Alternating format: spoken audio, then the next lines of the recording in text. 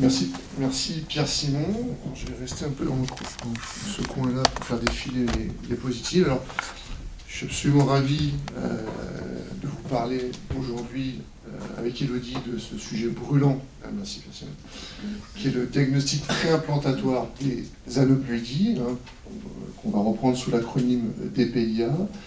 Un sujet brûlant parce que vous savez, il est en pleine discussion à l'Assemblée et au Sénat dans le cadre de la révision de la loi de bioéthique.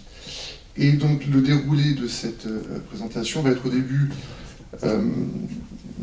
l'évocation, la présentation de différentes bases scientifiques et médicales pour que vous compreniez bien ce qu'est le DPIA en réponse à des petites questions. Et puis à la fin, évidemment, ça va ouvrir à d'autres questions plus éthiques, d'autres réflexions qu'on abordera avec différents scénarios qu'on présentera avec Élodie. Alors, en préambule de cette présentation, je vais vous rappeler ce qu'est le diagnostic préimplantatoire en général et l'état des lieux, son état des lieux en France.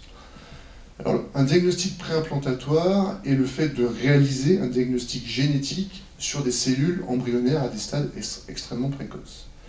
Et ce test génétique a été autorisé légalement depuis la révision de la loi de bioéthique en 1994. Il a été appliqué concrètement qu'à partir des années 2000 sur le premier centre français à Necker. L'application est tout à fait aussi restrictive de ce diagnostic préimplantatoire puisqu'il va être réservé exclusivement, proposé exclusivement à des couples qui vont présenter donc une forte probabilité de transmettre une maladie génétique d'une particulière gravité à ces enfants et donc peut se positionner comme une alternative au diagnostic prénatal conventionnel. Aujourd'hui, il y a 5 centres autorisés à réaliser ces tests, dont Grenoble. Alors, quel type d'analyse on peut faire sur ces cellules embryonnaires? On peut faire un peu tout ce qu'on veut. On peut tout d'abord, effectivement, faire des recherches de mutations géniques. Par exemple, recherche de mucoviscidose, l'embryon ou futur fœtus est-il atteint ou non. On peut faire la recherche d'anomalies chromosomiques qui sont uniquement en lien avec un remaniement parental équilibré bien spécifique, bien défini, bien identifié. Et puis également, on peut faire ce qu'on appelle un screening embryonnaire, c'est-à-dire aller rechercher des anomalies chromosomiques de nombre sur l'ensemble des chromosomes du génome de l'embryon. C'est ce qu'on appelle le DPIA. Les 2 premières situations sont autorisées en France, et la 3e est aujourd'hui complètement interdite par nos législateurs. Pourtant, ceci pose question. Quand on regarde un peu les données des différents centres à l'échelle européenne et même mondiale qui pratiquent le diagnostic préimplantatoire, à peu près 60 à 70% des diagnostics préimplantatoires qui sont faits le sont faits dans le but du screening embryonnaire, de la recherche d'aneuploïdies. Et donc, effectivement, il faut se poser la question, pourquoi en France, nous, on se refuse encore à basculer sur cette technique? Alors, la première question à laquelle il faut répondre, c'est pourquoi, effectivement, est-on forcé à développer ce diagnostic préimplantatoire des aneuploïdies, donc des anomalies de nombre des chromosomes sur l'ensemble des chromosomes de l'embryon. Une partie de la réponse tient dans ce chiffre, 30. 30 pour 30% qui correspond au rendement reproductif. Alors, j'aime pas trop ce terme rendement reproductif, ça fait un peu bétail, mais le rendement reproductif de l'espèce humaine, et qui signifie que seulement 30% des conceptions arrivent à terme, c'est-à-dire le plus faible rendement reproductif de tout le règne animal. Alors qu'est-ce qui explique ce faible rendement? Eh bien, en grande partie, c'est la présence d'anomalies chromosomiques embryonnaires à des stades extrêmement précoces de développement, dont on sait que la fréquence de ces anomalies va augmenter notamment avec l'âge maternel. Et ce résumé de une publication assez récente est tout à fait édifiant. Vous voyez, à 30 ans, on va avoir, dans un couple, 23% des embryons qui vont être avec des anomalies chromosomiques, et on va dépasser 80% à 45 ans. Et ces anomalies chromosomiques embryonnaires précoces, eh bien, de quoi elles vont être responsables? Eh bien, principalement, de fausses couches précoces du premier trimestre, mais aussi d'avortements plus tardifs, d'interruption médicale de grossesse, et puis dans certains cas, la naissance d'enfants vivants avec des syndromes malformatifs lourds. Le recul un petit peu sur l'étude des produits de fausses couches du premier trimestre, et c'est un fait scientifique avéré, on sait que ces anomalies chromosomiques sont responsables d'environ 50% des fausses couches du premier trimestre. Donc quand on se met à la place du procréationniste dont l'objectif est de répondre au désir d'enfant des couples qui prennent en charge, effectivement, ces anomalies chromosomiques peuvent poser problème. Et je trouve que ces chiffres de l'Agence de biomédecine sur les résultats de fécondation d'intraconjugales de 2016 sont tout à fait édifiants. Vous avez eu, sur 80 000 fécondations in vitro, seulement, entre guillemets, si vous me permettez, 26% de grossesse, et un chiffre qui diminue à 23% quand on prend uniquement les enfants nés vivants. Et évidemment, le différentiel entre les grossesses et les naissances, eh bien, sont dus à des pertes fétales. Des pertes fétales principalement dues à des fausses couches précoces, mais aussi plus tardives, ou des interruptions médicales de grossesse, le plus souvent en lien à des anomalies chromosomiques. Et l'objectif du DPIA est très clair. Il va être d'essayer, autant que possible, de limiter ces pertes fétales pour augmenter le taux de naissance et plus secondairement le taux de grossesse. Il y a également un autre objectif ancillaire qui est de diminuer le taux de grossesse gémellaire, mais j'y reviendrai juste après. La deuxième question est comment peut-on réaliser ce diagnostic préimplantatoire des anomalies chromosomiques sur l'intégralité des chromosomes du génome embryonnaire? Alors tout d'abord, il va falloir prélever des cellules embryonnaires. Et les techniques ont beaucoup évolué avec le temps, je ne vais pas trop rentrer dans le détail, mais sachez qu'on peut prélever des cellules embryonnaires à différents stades extrêmement précoces de son développement. Soit au stade J0, au moment de la fécondation, on peut prélever ce qu'on appelle le globule polaire. À un stade, après 3 jours de mise en culture, on peut prélever 1 à 2 cellules maximum, on appelle les blastomères. Et puis, ce qui est beaucoup plus répandu aujourd'hui, c'est les prélèvements au stade blastocyste après 5 jours de culture, prélèvement du trophectoderme, où là on peut prélever plusieurs dizaines de cellules. Plus le prélèvement est tardif, moins l'effet de la biopsie du prélèvement est délétère. Donc c'est pour ça qu'on favorise aujourd'hui des prélèvements à des stades plutôt autour de J5 à J6 de ces cellules embryonnaires. Il y a également, sachez-le, sans rentrer dans les détails, des nouvelles technologies qui sont en train de se développer, avec des prélèvements dits non invasifs, où on est capable de détecter du matériel embryonnaire qui est relargué dans le milieu de culture de l'embryon, et donc qui permettrait de faire une analyse génétique sans biopsier, et donc sans impacter artificiellement le développement de l'embryon. Une fois qu'on a ce matériel génétique embryonnaire, eh bien, qu'est-ce qu'on va pouvoir appliquer comme technique dessus? Eh bien, à peu près toutes les techniques dont dispose le généticien dans sa boîte à outils. Vous les avez ici qui sont énumérées, je ne rentrerai pas dans les détails technologiques. Simplement, elles sont présentées ici par ordre également chronologique et par ordre, ce qui tombe bien, de résolution. Comme quoi l'évolution dans le temps a permis d'augmenter notre capacité à détecter des choses de plus en plus petites et des choses de plus en plus fines. Au départ, on utilisait des techniques qu'on appelle de fluorescence in situ, technique de Fish, qui est une technique qui réside sur le principe de dénombrer des chromosomes grâce à des sondes fluorescentes, on va compter ces petits points lumineux. Ça présentait la limite de pouvoir compter que quelques chromosomes, et absolument pas l'intégralité du génome. Et aujourd'hui, on est en mesure, et la plupart des laboratoires qui font du DPA, d'appliquer le séquençage nouvelle génération dont vous a parlé Pierre Simon. Cette technique va augmenter de façon exponentielle la sensibilité et la capacité à analyser l'intégralité des chromosomes. Mais bien au-delà de l'intégralité des chromosomes, on a aussi accès à l'intégralité de la séquence du génome, et on pourrait très facilement outrepasser, si vous voulez, l'indication de la recherche d'aneuploïdie, d'aller voir autre chose, et ça va être toute des questions qu'on va avoir ensemble à la fin de la présentation. Alors la question également qui cristallise beaucoup de débats, notamment de débats de spécialistes, c'est est-ce que ça marche finalement ce DPIA? Est-ce que quand on l'applique, ça donne des résultats? Alors évidemment, je vais vous présenter des résultats, plutôt des méta-analyses ou des résultats des études, on va dire, qui ont la meilleure méthodologie, des études prospectives, randomisées, en double aveugle, qui ont comparé les taux de grossesse, les taux de naissance entre un groupe de couples avec une infertilité sans l'application de cette technologie DPIA, puis un groupe avec le DPIA. Et globalement, tous concordent à dire qu'il y a une amélioration significative du taux d'implantation des embryons, de grossesse et de naissance d'enfants nés vivants. On a également une réduction du nombre de grossesses gémellaires, étant donné qu'on est en capacité de mieux sélectionner les embryons avec le meilleur potentiel implantatoire. On va favoriser les transferts simples d'embryons et plus les doubles transferts, et donc limiter les grossesses gémellaires et ainsi toutes les complications obstétricales et périnatales qui sont directement liées. Alors là où il faut faire attention, et beaucoup d'études le font remarquer aujourd'hui, c'est que en fait, il n'y a pas vraiment de différence sur le taux, ce qu'on appelle cumulé de grossesse entre les deux groupes. C'est-à-dire qu'à la fin de l'étude, entre le groupe DPIA et le groupe sans DPIA, on aura eu le même nombre de naissances. La véritable différence, elle est sur le nombre de naissances par transfert. C'est-à-dire que dans le groupe avec le DPIA, on va obtenir une grossesse et une naissance dès le premier transfert embryonnaire, alors que dans le groupe sans DPIA, on va obtenir une naissance, une grossesse et une naissance aussi, mais après 3, 4, 5 transferts, voire plusieurs cycles. Et ça, ce différentiel, il n'est absolument pas négligeable, et c'est souvent ça qui n'est pas pris en compte par différents experts du domaine.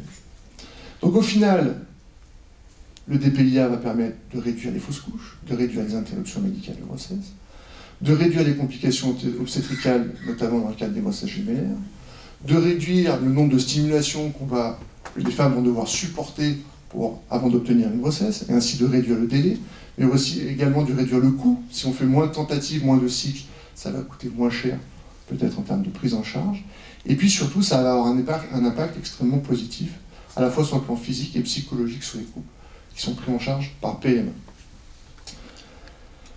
Dernière question qui cristallise également beaucoup de discussions et beaucoup d'interrogations, c'est la question de la gestion des mosaïques embryonnaires. Alors qu'est-ce qu'une mosaïque embryonnaire? C'est un phénomène qui est bien connu des généticiens depuis 25 ans. C'est le fait que dans un embryon puissent cohabiter des cellules avec un contenu chromosomique normal et des cellules avec un contenu chromosomique anormal. Donc c'est un phénomène qu'on connaît bien, mais l'augmentation de la sensibilité des techniques a fait qu'on a augmenté notre capacité à les détecter. Donc, on se retrouve avec de plus en plus d'embryons qu'on désigne, qu'on diagnostique en mosaïque, et ça a augmenté notre difficulté à la gestion de ces mosaïques. Pourquoi? Parce qu'évidemment, ça paraît évident de se dire si un embryon a un mélange de cellules normales et anormales, il faut l'écarter car il y a un fort risque d'aneuploïdie. Mais, évidemment, à toutes règles, ces exceptions, plusieurs études ont montré que le transfert de ces embryons avec des aneuploïdies, des anomalies chromosomiques en mosaïque, était en mesure de donner des grossesses et surtout la naissance d'enfants vivants en bonne santé sans anomalies chromosomiques.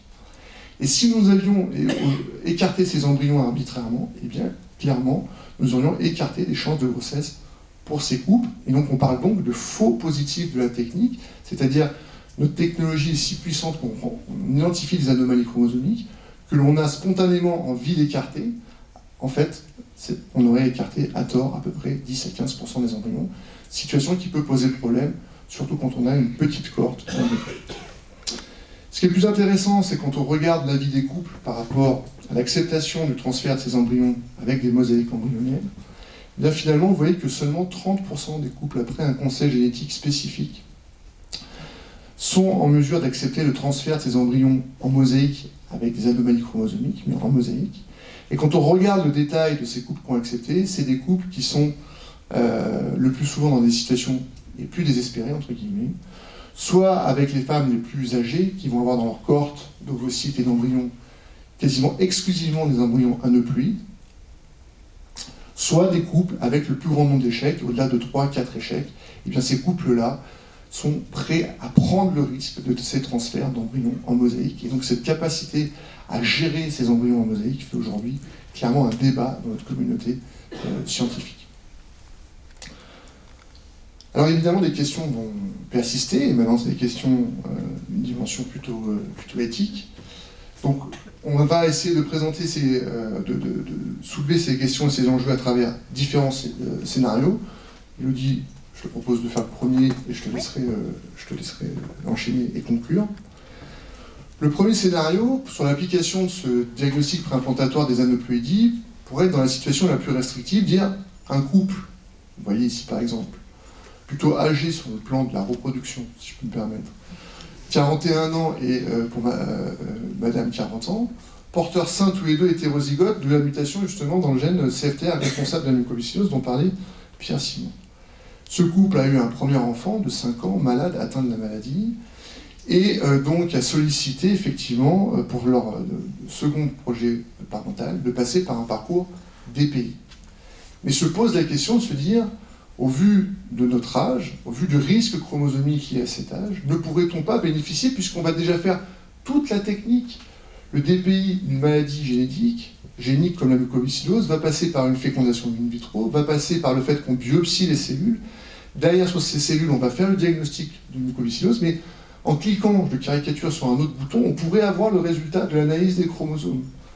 Et en gros, ils pourraient nous solliciter, dire mais pourquoi vous ne nous faites pas bénéficier de ça et nous éviter peut-être des situations complètement ubuesques, soit avec effectivement des embryons qui seraient indemnes de la mucoviscidose, mais qui vont être porteurs d'anomalies chromosomiques et donner soit des fausses couches, soit des malformations après qui seront vues à l'échographie, et donc éventuellement aboutir sur une interruption médicale de grossesse qui ne sera absolument pas en lien avec la mucoviscidose, mais avec des anomalies chromosomiques qu'on pouvait détecter là, sous notre microscope. Donc comment se positionner par rapport à cette demande de couple, c'est le premier scénario. Donc, je passe maintenant la parole à Elodie. Merci. Si tu souhaites. Merci. Merci beaucoup. Donc, je vais continuer avec la lecture des deux autres scénarios qui ont été préparés par Charles Couton. Et ensuite, ce que je vous proposerai de faire, c'est de balayer quelques grandes questions éthiques, auxquelles j'ai réfléchi, mais je ne suis pas du tout spécialiste de ce domaine de la génétique, donc c'était quand même un petit peu le but aussi. Et puis, pour que vous, éventuellement, vous commenciez à réfléchir un petit peu à ces questions-là, dont on reparlera du coup dans la table ronde où on sera plusieurs intervenants et on pourra justement bien prendre le temps d'échanger sur les questions éthiques qui se posent d'un point de vue général. Donc le scénario 1, voilà, vous a été présenté.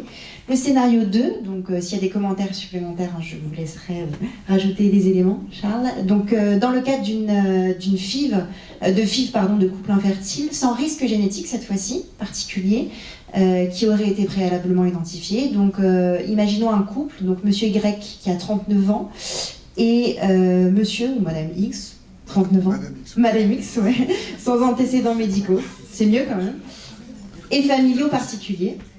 Donc, un couple qui est infertile depuis 5 ans est pris en charge par PMA depuis 4 ans. 5 transferts d'embryons après FIV. Voilà. 2 grossesses qui ont débuté avec un SCG positif, mais arrêtées très tôt en raison de fausses couches précoces, pour le coup. Donc, sur le dernier cycle, il a été observé un syndrome d'hyperstimulation qui a forcément obligé un arrêt de la prise en charge pendant 4 mois. Et la dernière tentative, du coup, sera proposée dans les prochains mois. Donc ça, c'est une deuxième situation qui présente des éléments différents de la première situation. Et donc la troisième proposition, donc le scénario 3, où cette fois, on est dans un cadre beaucoup plus général, puisque c'est la population générale qui est le public, en fait. Donc un couple, monsieur Y, 30 ans, et madame X, 29 ans, sans antécédents médicaux et familiaux particuliers. Donc le couple est a priori fertile et a entendu parler de cette technique qui est le TPIA, donc dans la presse et au niveau de leur entourage. Et donc ce qu'ils souhaiteraient, c'est pouvoir du coup en bénéficier dans le but d'éviter tout risque de maladie génétique notamment. De plus, et ça c'est la demande supplémentaire qu'on va questionner justement dans les questions éthiques qui peuvent se poser, ils souhaiteraient pouvoir connaître le sexe de leur enfant instantanément pour mieux, entre guillemets, se projeter. Donc vous voyez que les scénarios sont choisis à dessein pour poser un certain nombre de questions. Et donc alors, c'est ce qu'on vous propose de faire dans l'immédiat. Donc vous allez voir, il y a beaucoup de questions. Certaines sont peut-être en deçà ou en dessous de la réalité. C'est un petit peu le but pour qu'on puisse se mettre un peu en réflexion. Et on pourra en rediscuter cet après-midi. Alors, la proposition qu'on vous fait, c'est de faire une lecture en fait des différents enjeux éthiques à partir de principes assez classiques de la réflexion éthique que vous connaissez probablement, qui sont l'autonomie d'une part, la bienfaisance d'autre part, et la question de la justice pour finir. Voilà, c'est assez classiquement proposé, mais bien évidemment que les enjeux éthiques sont probablement beaucoup plus larges que ces trois notions. Alors, la première chose, c'est un petit peu petit, donc je vais les... Enfin non, c'est pour le public, moi ça va à peu près, je vais quand même me rapprocher un peu. Donc du point de vue en fait du principe du respect de l'autonomie, bah non, je vais pas me rapprocher, je vais lire là, et du respect du consentement, On peut se poser, je pense, différentes questions qui sont larges. Alors effectivement, comme ça a été rappelé par Charles Couton, cette pratique du DPIA en France à l'heure actuelle n'est pas proposée parce que pas autorisée, mais quand même, ça ne nous empêche pas de nous poser un certain nombre de questions. Donc dans l'optique, par exemple, que cette pratique soit autorisée en France, on peut, alors je ne sais pas si on peut parler de parallèle, mais en tout cas on peut quand même se poser la question.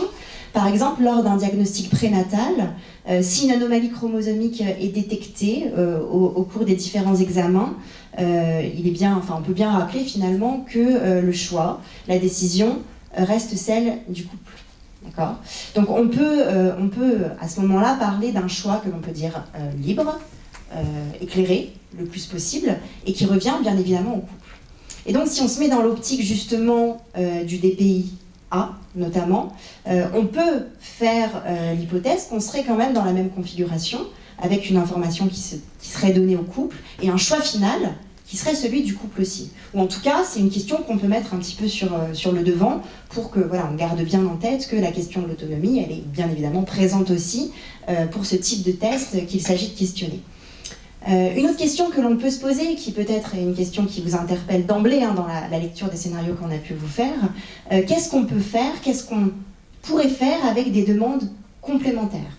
Complémentaires, c'est-à-dire des demandes qui consisteraient à avoir des informations supplémentaires par rapport à une anomalie génétique ou une anomalie par rapport au nombre de chromosomes. On peut donner l'exemple du sexe de l'enfant, mais on pourrait donner d'autres types d'exemples, parce que j'imagine qu'on peut avoir d'autres types d'informations.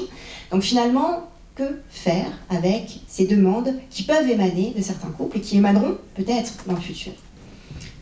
D'une certaine manière, on peut peut-être parler un peu plus généralement. Est-ce que les personnes qui veulent procréer et qui sont dans cette perspective-là ont-ils droit à toutes les informations qui pourraient être disponibles grâce justement aux avancées des techniques ? Est-ce qu'on peut parler d'un droit à l'information ? C'est une question que je pose, bien évidemment, je n'ai pas la réponse. Pour aller même encore un peu plus loin, jusqu'où va-t-on aller dans l'information à donner ? D'accord ? A-t-on un droit à l'information et est-ce qu'on met des barrières à certaines informations ? Qu'est-ce qu'on fait de ces informations qu'on donnerait ? Vous voyez, les questions sont larges. Et pour prendre les choses peut-être d'un autre point de vue, si on part du principe qu'on n'a pas à donner toutes les informations qu'on a à disposition, quels sont les arguments que l'on va donner par exemple à un couple qui nous demanderait, après tout, c'est facile de savoir le sexe de l'enfant avec toute cette technique-là. Sur quel motif vous refusez de nous donner cette information-là qui n'engage, entre guillemets, pas grand-chose finalement. Donc quels peuvent être les principes que l'on mobilise justement pour dire, non, on n'a pas, vous n'avez pas droit à toutes les informations. Question qu'on peut se poser finalement. Alors peut-être, pour poser encore quelques questions supplémentaires sur la question de l'autonomie, du consentement, de l'information, et vous voyez toutes ces choses-là qu'on peut mobiliser, est-ce qu'on peut ne pas donner l'information sur cette pratique du DPIA qui existe, alors qu'il n'est pas autorisé en France, mais qui en tout cas l'est dans d'autres pays d'Europe, qui propose des résultats plutôt positifs, comme ça a été présenté en amont. Est-ce que finalement, dans un parcours par exemple d'un couple qui multiplie les fausses couches, qui sont dans une difficulté claire et prouvée de procréation, voilà, on peut faire abstraction de cette possibilité-là qui justement pourrait réduire ces risques-là? C'est une question qu'on peut se poser. Alors, je parle d'un point de vue éthique, pas juridique bien évidemment, mais d'un point de vue éthique, je pense qu'on est obligé de se poser ces questions. Enfin, en tout cas, je le vois comme ça. Mais de l'autre côté, quel pourrait être, entre guillemets, l'intérêt de parler de cette pratique-là si encore à l'heure actuelle, elle n'est pas possible en France? Ça peut être ça peut nous questionner en tout cas, mais c'est potentiellement des questions qui peuvent interpeller directement les professionnels de santé dans la mesure où ils ont connaissance finalement de tout ce qui est techniquement possible. Et plus globalement, alors ça c'est une expression que je vais mentionner parce que je trouve qu'elle est importante quand on parle d'enjeux éthiques liés à la génétique, que faire avec le droit de savoir des personnes et notamment des couples. Donc je l'ai un peu évoqué juste en amont, mais c'est, voilà, je pense qu'on pourra le rediscuter cet après-midi, je trouve une expression qui est très intéressante. Alors, deuxième angle possible de réflexion par rapport à ces scénarios et à cette technique qui a été présentée, la question de la bienfaisance. Alors c'est un terme qu'on reprend, qui fait partie un peu des principes éthiques, notamment de Beauchamp et Childress, qui représente une façon possible de réfléchir aux enjeux éthiques dans le soin. Donc on a un peu discuté, mais je le redis quand même, est-ce qu'on peut considérer que c'est bienfaisant de ne pas proposer un test qui pourrait permettre justement de mener à terme plus de grossesse et dans des conditions meilleures, et notamment par rapport à ce risque de fausse couche qui est quand même pas négligeable et qui est à prendre en compte. Deuxième question qui m'est un peu venue à l'esprit, alors je ne sais pas trop entre guillemets ce qu'elle vaut, mais je la pose quand même parce qu'elle peut être intéressante. Est-ce qu'on peut penser justement que le fait de ne pas autoriser ce test-là, ça pourrait engager quelque chose comme un tourisme médical? Se dire que finalement on ne peut pas faire ça en France, mais on sait que ça peut exister par exemple dans un pays très proche de chez nous. Ça peut nous permettre de procréer dans des conditions un peu plus certaines, je ne sais pas si on peut dire ça. Est-ce qu'on va se déplacer? Est-ce qu'on va faire le voyage pour s'assurer certaines conditions? Cette question du tourisme médical, elle se pose sur plein d'autres sujets, notamment éthiques. Donc je pense que ça peut faire partie un petit peu du paysage. Plus généralement, et toujours par rapport à cette question de la bienfaisance, comment penser finalement le parcours de PMA? Dans un des scénarios, il a été évoqué le syndrome d'hyperstimulation, c'est ça. Donc moi je ne connaissais pas que ça existait en fait, et c'est en lisant les scénarios que ça m'a interpellée d'un point de vue éthique. Finalement, il faut aussi se poser la question des incidences, des conséquences d'un parcours de PMA sur le couple, sur la femme notamment, parce que ça peut en avoir. Alors d'un point de vue scientifique et médical, je ne sais pas, mais je pose la question, est-ce que voilà, on a un recul médical suffisant pour avoir conscience des conséquences que des stimulations peuvent avoir sur la santé de la femme, par exemple? Ça fait pas si longtemps que ça non plus qu'on est dans des parcours de PMA, donc c'est une question qui est aussi importante, d'autant plus si on envisagerait un jour de proposer des PMA dans la population générale, un DPI dans la population générale. On engagerait des parcours de PMA qui ne sont pas directement nécessaires du fait de l'infertilité ou d'autres choses. Du coup, du point de vue du principe de bienfaisance, je trouve que c'est quand même une question à se poser. Qu'est-ce que ça implique sur la santé de la femme? Qu'est-ce que ça implique sur le vécu du couple, quand on sait justement la difficulté que ça peut représenter pour un couple d'être en parcours de PMA? Une autre question que j'aimerais soumettre aussi à votre interrogation, que penser de l'argument d'effet de cascade, de glissement ou encore de pente un peu glissante? Je reprends un peu ces termes parce que c'est des termes qui étaient présents un petit peu dans les débats parlementaires justement sur tous ces tests génétiques, qui consistent à dire que finalement si on commence à autoriser certains tests, et finalement qu'est-ce qui nous assure qu'on arrêtera plutôt à ce test-là? Est-ce qu'on ne va pas aller toujours plus loin? Est-ce qu'aujourd'hui, si on accepte le DPIA, on ne va pas accepter de rechercher des caractéristiques physiques, la couleur des yeux, le sexe de l'enfant, et d'autres choses encore? Est-ce que cet argument est-il valable? C'est un argument en fait qui est souvent mobilisé dans différents autres types de législation. Très récemment sur la PMA par exemple, un des arguments contre l'ouverture de la PMA, c'était de dire si on autorise la PMA aux couples de femmes, aux femmes seules, on va forcément ouvrir une possibilité pour les hommes, par exemple, avec la gestation pour autrui, pente glissante. On commence, on n'arrête pas. Bon, c'est un exemple, on va partir sur ce débat-là, mais en tout cas, c'est quelque chose qui en éthique est souvent mobilisé. Pareillement, la question de l'eugénisme est un mot qu'on évoque, qui est évoqué quand on se pose des questions éthiques sur ces tests-là. Qu'est-ce qu'il vaut? Comment on peut le penser? Est-ce que finalement, serions-nous dans une pratique eugéniste avec un test comme le DPIA? Comment définir l'eugénisme? On peut avoir une définition très claire que donne le Larousse, mais d'un point de vue éthique, qu'en penser? Et enfin, une dernière question du point de vue du principe de bienfaisance. Que faire, que faire des embryons finalement qui auront été cultivés, où une anomalie aurait été détectée, mais qui n'aurait pas été implantée? Qu'est-ce qu'on en fait? Est-ce qu'on repense pour le cadre de la recherche aussi sur l'embryon? Est-ce que ça pourrait rentrer dans ce qui est possible actuellement? En tout cas, c'est une question qui reste aussi d'actualité, dans la mesure où la recherche même sur l'embryon pose des questions éthiques que vous devez bien avoir en tête aussi. Pour terminer, puisqu'il faut terminer, le principe de justice, donc, est un principe qui vise à interroger un petit peu finalement les notions d'équité, d'égalité dans le monde du soin. Et pour ce test-là, finalement, on peut poser un certain nombre de questions. En tout cas, certaines d'entre elles, on a pu les identifier, mais il y en a bien évidemment beaucoup d'autres. Du point de vue de la notion d'égalité, pourquoi finalement proposer ce test à des couples déjà engagés dans un parcours de DPI, comme c'était le cas dans le premier scénario qu'on a proposé, alors que finalement, alors je ne sais pas si je me trompe en disant ça, arrêtez-moi si c'est le cas, alors que finalement la possibilité d'avoir des anomalies chromosomiques, ça peut concerner finalement beaucoup de monde. Oui. Oui, c'est le cas. Je n'étais pas sûre de moi. Donc finalement... Pas avec la même fréquence. Mais oui. D'accord, ok. Bon, ça peut potentiellement, selon différents cas, concerner tout un chacun. Donc finalement, comment penser le principe de justice du point de vue de l'accès à une telle technologie? L'égalité, l'équité, comment on pense tout ça finalement? Autre question que l'on peut se poser aussi, est-ce que si on estime qu'il faut autoriser ce test-là, est-ce qu'il faut penser, alors c'est plutôt comment penser un cadre précis de ce test-là? Est-ce qu'il faudrait effectivement proposer ce test DPIA dans un parcours où il y a déjà une anomalie génétique identifiée, où justement il y a un risque de fausse couche avéré, et où il y a un facteur un peu plus qui à considérer comme l'âge, par exemple, d'un couple qui voudrait procréer? Est-ce qu'il faut être aussi normatif dans le cadre? Est-ce qu'il faut être un peu plus large? En tout cas, toute la question est sur la réalisation d'un tel test. Ça a été évoqué très, très brièvement, mais ça fait partie aussi des enjeux éthiques que l'on peut proposer. Qu'en est-il de la prise en charge financière d'une telle technologie?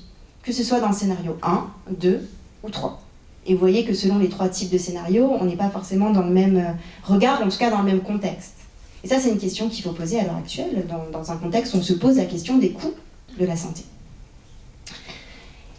Et enfin, finalement, si on estime qu'un jour ce test-là puisse être proposé dans une population plus générale, comment va-t-on penser le parcours de PMA en France? Sachant qu'on est quand même dans un contexte où les procréations médicalement assistées vont probablement s'accroître finalement. Donc finalement, comment on pense un ordre? Comment on pense, pourquoi pas une liste d'attente aussi? Comment on pense les priorités? Comment on fait? Comment on organise les choses? Et cette question de l'organisation, elle est oui une question d'organisation, mais pas que. Selon les choix qu'on va faire dans les critères que l'on valorise ou pas, ce sont aussi éventuellement des enjeux éthiques qui sont derrière. Bon, je pense que j'ai posé beaucoup de questions, il y a beaucoup de choses à évoquer, probablement aussi d'autres éléments qu'on n'aurait pas évoqués ce matin, mais ce que je vous propose de faire, c'est de garder en tête ces choses-là. Alors on se tient à disposition pour quelques questions, bien évidemment, mais de se laisser le temps de la table ronde de l'après-midi pour vraiment poser sur la table toutes les choses qui vous interrogent, les choses sur lesquelles vous ne seriez éventuellement pas d'accord, puisqu'il y en a probablement, et puis de faire ce travail de la table ronde cet après-midi. Merci en tout cas pour votre écoute.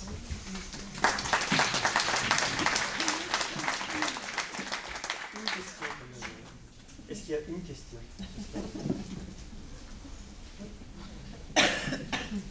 C'est Sylviane. Sylviane.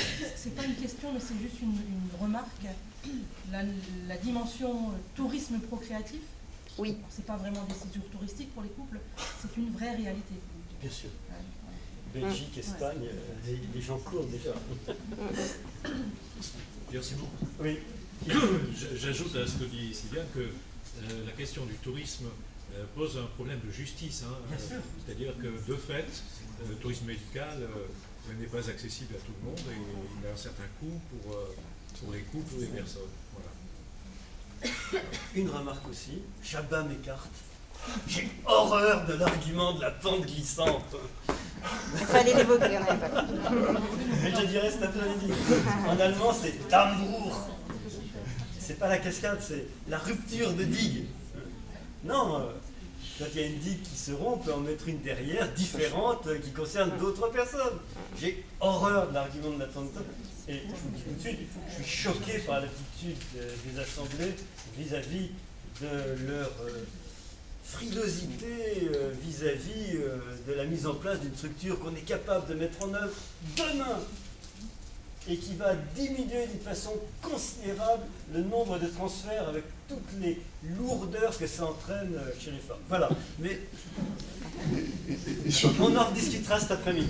Je fais la transition avec la présentation suivante, mais surtout, je trouve que le paradoxe entre l'accélération qu'il y a sur le dépistage prénatal non invasif, etc., nouvelles techniques, on va en parler juste après, et là, cette attitude un peu rétrograde sur le refus absolu de développer des tests sur l'embryon. Voilà. C'est un paradoxe qui est difficile à comprendre.